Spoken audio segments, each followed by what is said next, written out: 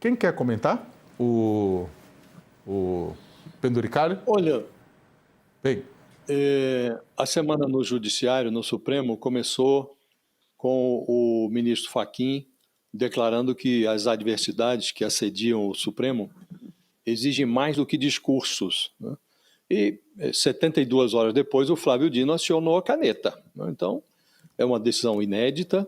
O ministro ordenou aos três poderes que revisem e suspendam o pagamento dos penduricalhos, né?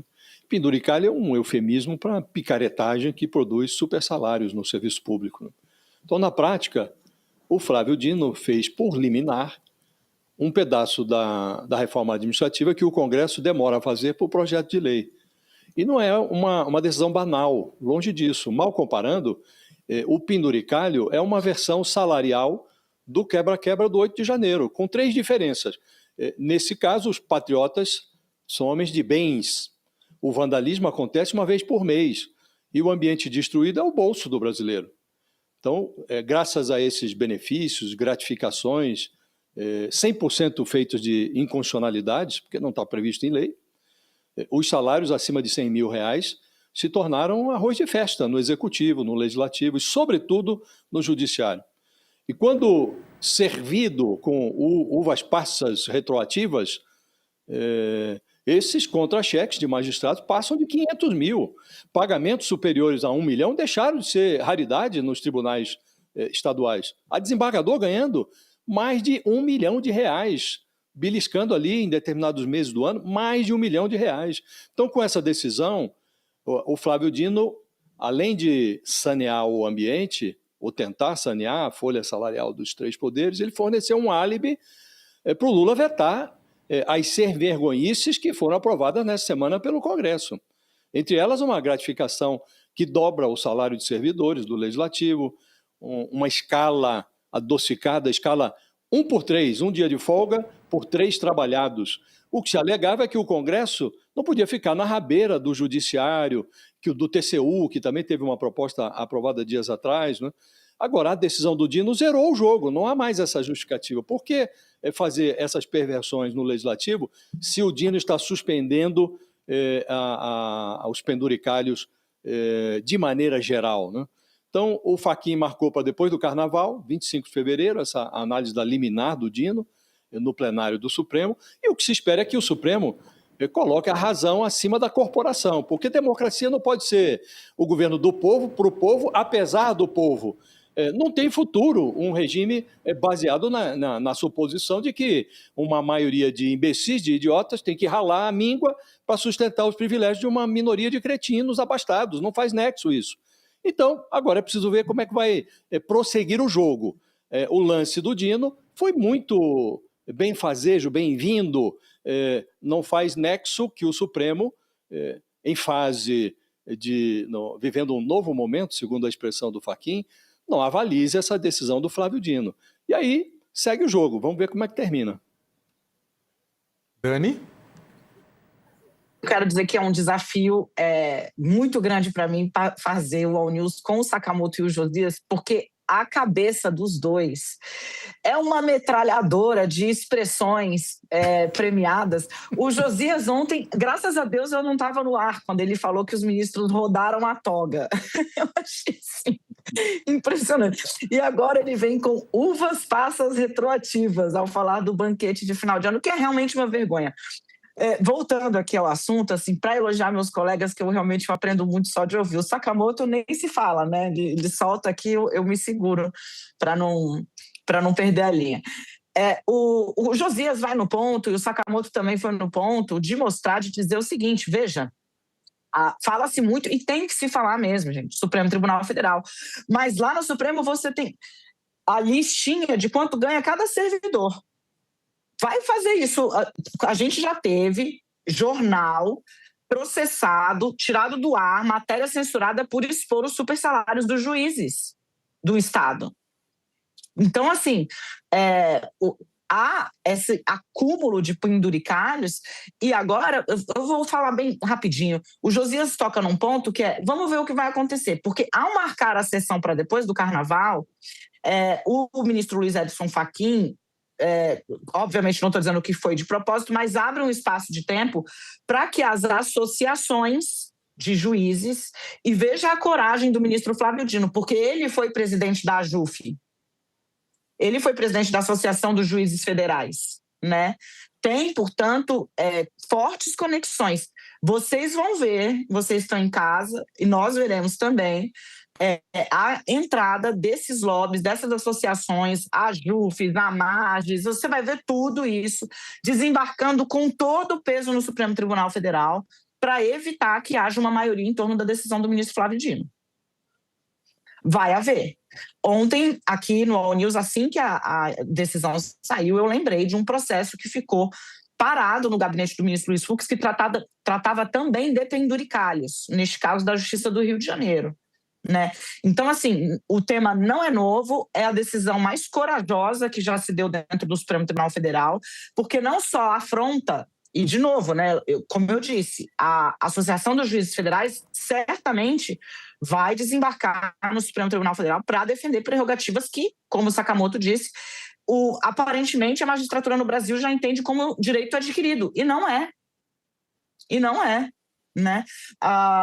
Vai haver um movimento pesado, e aí a gente vai separar, voltando já para os meus dois colegas, quem fala de quem está disposto a efetivamente fazer. Porque, veja, paga-se um preço muito alto no Brasil por se dizer a verdade. Né? O discurso de moralização, ele é muito bonito, mas para fazer dá um trabalho desgraçado. Né? Neste caso, o ministro Dino não falou, mas fez. Vamos ver o que vai acontecer no plenário. Estou com o Josias. Vai ser um jogo bruto. E aí a gente vai entender quem só fala e quem fala ou quem simplesmente faz, que foi o que fez o ministro. E tem um aspecto, né, que isso que está fazendo o Flávio Dino, em tese, deveria ter sido feito pelo Conselho Nacional de Justiça, né? E, ao contrário, o CNJ vai avalizando, por assim dizer, esses procedimentos esdrúxulos, né, que asseguram super contra-cheques a magistrados país afora. Né?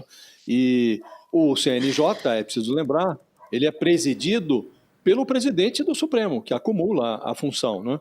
Então, já passaram por lá, mais recentemente, Dias Toffoli, Rosa Weber, o Bozo, hoje aposentado, Ricardo Lewandowski.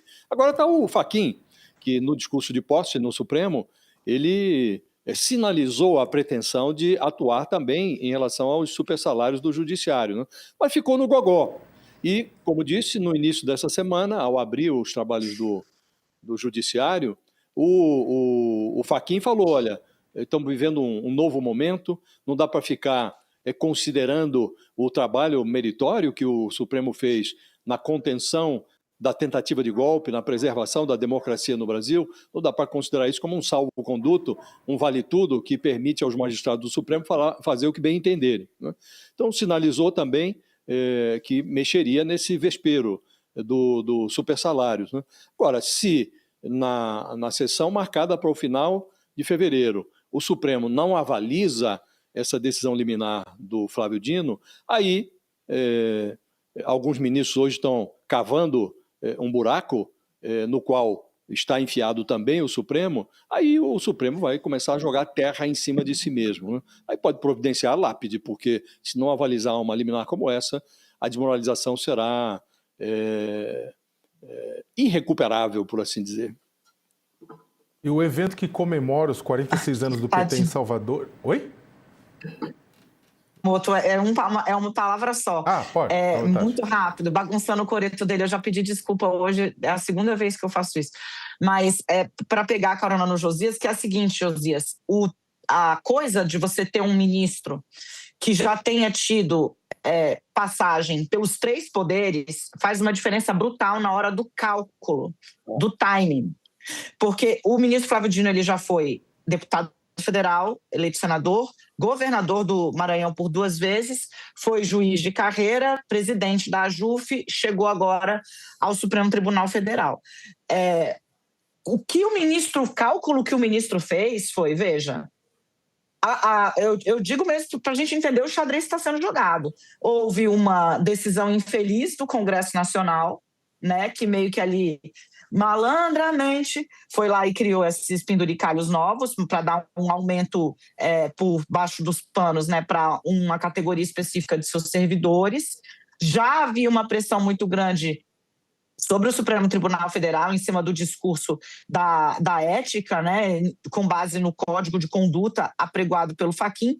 E vejam, o ministro Fachin, o negócio está tão ruim no Supremo, gente, que o ministro chamou uma reunião no dia 12, agora, a gente contou isso aqui, fiz uma coluna sobre isso, relatei lá atrás, que era a primeira oportunidade que ele falaria com todos de uma vez para apresentar ali o que seria a ideia dele, e o almoço foi cancelado.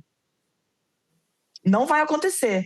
Depois da sessão em que, usando a expressão do Josias, teve a roda de togas entre os ministros Moraes, Alexandre de Moraes, Dias Toffoli, num jogral, com o ministro Luiz Edson Fachin silente, a ministra Carmen Lúcia, que vai relatar o Código de Conduta, olhando para baixo o tempo inteiro, e o clima pesou grandão no Supremo Tribunal Federal.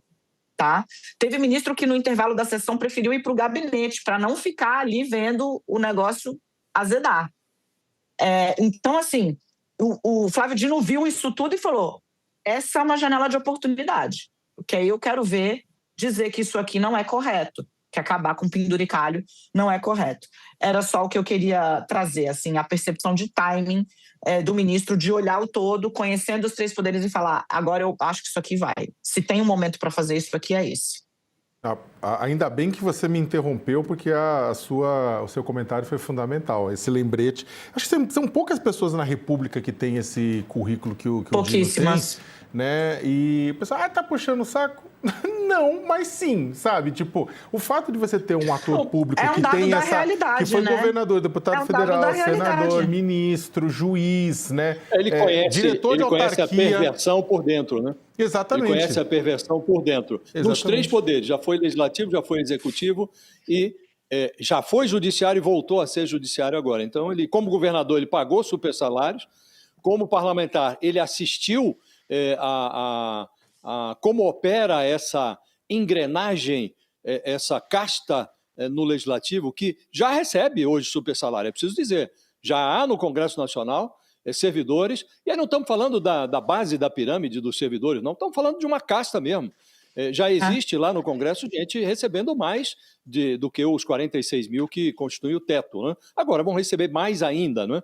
E também o Flávio Dino, no Executivo, presenciou esse balé de privilégios, né? Como ministro da Justiça, inclusive, ele, em constantes entrevistas, quando ocupava a cadeira de ministro da Justiça, ele mencionou também esse problema do supersalário. Então, de fato, a experiência dele, a trajetória dele permitiu que ele observasse o fenômeno, essa perversão, por dentro, nos três poderes, né? O que dá a ele uma condição singular para atuar nesse caso.